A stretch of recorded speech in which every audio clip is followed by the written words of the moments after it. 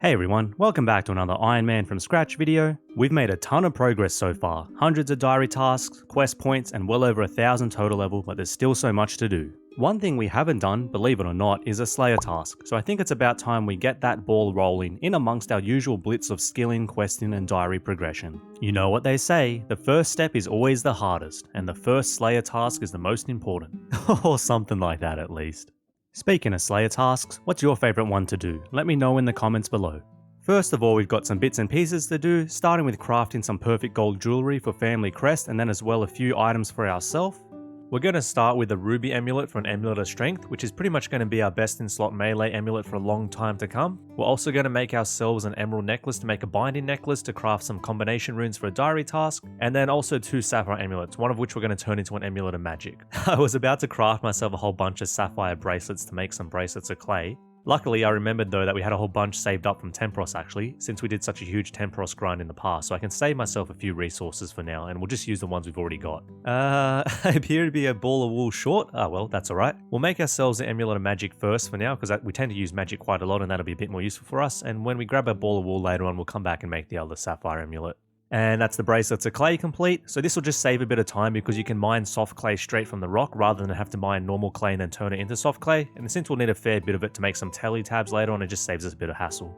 Moving right along, we're going to grab ourselves a couple buckets of sap, one for the Eyes of Glofri and the other one for, I'm going to butcher this, but Icthrorin's Little Helper quest later on. And now we just got to say farewell to this little kitty. I'm sorry buddy, but it had to be done. And now because we've got our Ring of Karos on, we can pick our kitten color from Oh, bugger. I forgot to bring the money. Whoops. I'll be right back. As I was saying, because we've got the Ring of Karos, we can pick the color of our kitten, which will give us a Varrock Achievement Diary task. Back onto the Eyes of Glofri, and we've got to deal with this godforsaken machine, which is just absolutely brutal sometimes. And unfortunately, the quest helper and Runelight can't help you solve it, so you still got to go and work out yourself as far as I'm aware. Anyone who's done this quest knows how painful it can be, so I'm going to spare you having to watch it, and I'll get back to you when I'm done with it. Ah boy, okay, we're done with that now finally, let's move on. And that's Eyes of Glofri complete. 6,000 runecrafting XP is pretty nice considering we don't have that much XP already. And 131 quest points, we're making some really good gains here. We're just going to quickly turn that crystal seed from the quest reward into the crystal saw for another diary task. Back to Varrock now, we're going to need to plant ourselves a few willow trees so that we can get some willow branches, one for the quest Enlightened Journey, which needs like 12 of them, and then another 6 would be to spin a basket later on, which would be a diary task.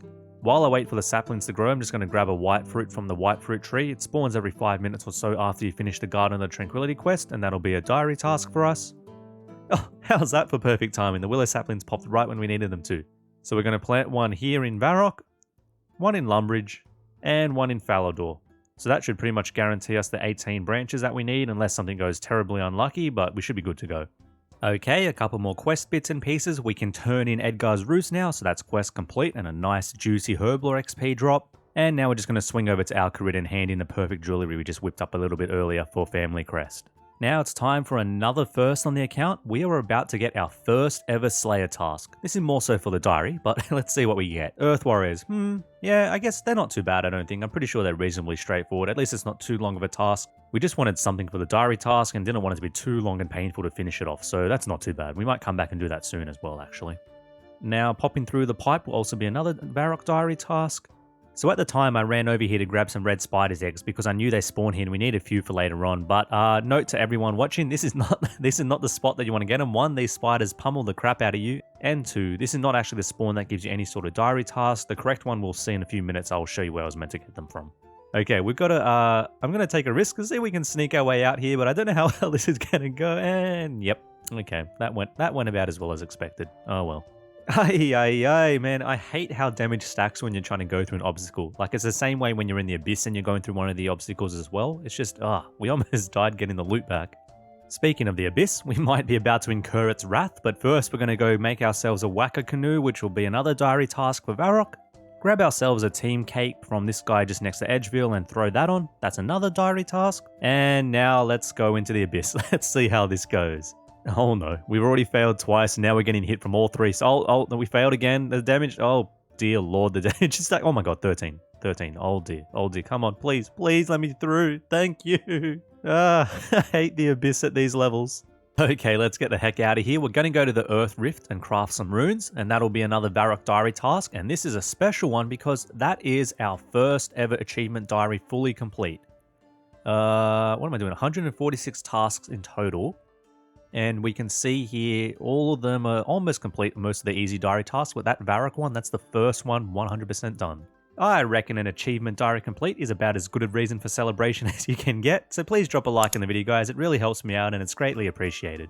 Following on from the completion of our first achievement diary, it's about time to put our ranged combat skill to its first proper use, and we're going to go kill some implings. We have to use the Willow shortbow until 28 ranged, as you can see in the chat box there, and then we can swap over to the Dorgeshun crossbow.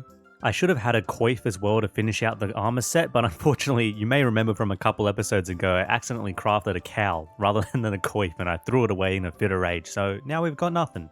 Perfect start, we got the white bead already after like 2 kills, but yeah, we're basically just going to kill the imps here until we've got the 4 beads for imp catcher, so that might take a little bit of time or it might take a long time, it depends how our luck goes. We're also using the lizard kickers, as you can see here, that we bought from Shazian a while back. These just give us a little range boost and it'll just speed things up a bit for us. There's 28 range. Awesome. Now we can switch over to our real weapon, the Dorgeshun crossbow, or the bone crossbow as it's sometimes called, and we'll be using this for quite a while to come. There's the black bead, that's 2 down. Forgot to record myself getting the red bead, but just checking in, we've now got 3 of them down and we've hit our first duplicate, but it was bound to happen eventually. We're not going too bad though, we've only killed about 48 imps and the drop rate's like 1 in 25, so to have 3 already and only 1 duplicate, we're doing pretty well. I'm not feeling too shafted just yet. Just hit 29 range as well. Another red bead, another duplicate. Hopefully our luck is not about to go downhill. Oh, there we go, 36 HP, that's a nice little boost, but yeah. We were doing so well, hopefully it lets us get the last bead pretty quickly. There we go, the last of the beads that we need, our yellow bead. That wasn't too bad in the end. We only got the 2 duplicates, so all in all, I'm pretty happy with that.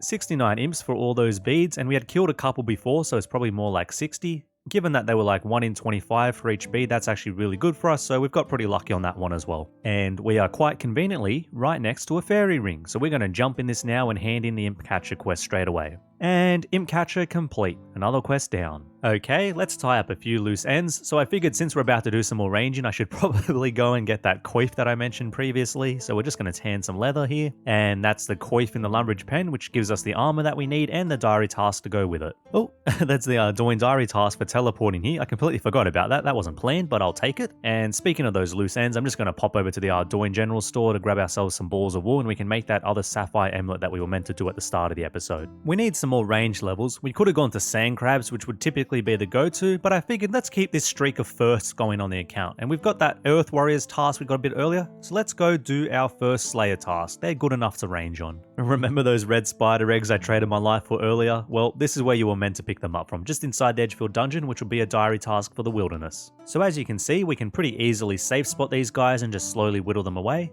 So normally it's not a Slayer task that you'd want to be knocking out, but since it's our first one, we don't exactly have much choice. And because we want to get the range training anyway, it's not a bad little thing to do regardless. Oh, I'm getting all the surprise diary tasks at the moment. I completely forgot that killing these guys was a Varrock task as well, so that's nice. Got that off the checklist too. 17 Slayer. Oh, and the looting bag. Well, everything's just going really well for us at the moment. There we go. That's our looting bag sorted too. 30 ranged. 31 ranged. 18 Slayer, 32 ranged, and 19 Slayer. All these levels are coming in pairs at the moment, it's just timing up nicely. 33 range, and 20 Slayer. We're about halfway through the task now, 24 or so to go. Sneaky 37 HP, 34 ranged, 35 ranged, and we're almost done, but we've got 9 kills left and we're out of bolts because I forgot when I opened the looting bag earlier, I was just throwing all my bolts into there, so we're gonna have to quickly rebank and come back. That'll be our last Slayer level for the task, level 22, and 3 kills to go. You have completed 1 Slayer task. That's very, very, very nice. Our first ever Slayer task on the account, another little milestone checked off the list. Those Earth Warriors really aren't that bad actually, got a few herbs and seeds off them, which is pretty nice to get. Show me the Spirit Seed. Damn it. Since we ran out of the Slayer task, I just came to Sand Crabs to knock out a couple more levels and got level 36 and 37. Time to check on our willow trees that we planted earlier. So the first one in Lumbridge has survived. Oh, there's a farming level and 1150 total, very nice. Varrock survived, and Falador has survived as well. All three survived, that's beautiful. Another farming level there as well. And now we're just going to have to wait and let the willow branches grow, which I think takes about half an hour or so. Since we're already in the farming rhythm, I might as well take you on my little janky herb runs. Basically, I'm just slowly working my way through whatever seeds I've got at the moment. It's the Harrowlanders because we can make compost potions with them. Obviously, there's like 9 herb patches in the game, but we have such limited teleports and we haven't unlocked them all yet, so we can only do a handful of them. Typically, if I'm doing a quote-unquote full run, I'm going to Ardoin, Catherby, Hosidius. Hosidius as well I often use to fill up on super compost because I can just pick up the lettuce from the patch next door and fill up the bin again. And last but not least, Falador. Still trying to stick on top of my birdhouse runs, that's level 48 hunter, a nice little cherry on top, but all in all, not a bad haul if I do say so myself. The first achievement diary complete, first Slayer task done, plenty of levels gained, and of course a few quests sprinkled in as usual. As always guys, please drop a like on the video if you enjoyed, it really helps me out, and subscribe if you want to follow the journey as we build this Iron Man up from scratch. Previous episodes on screen, until next time, have a good one guys, see ya!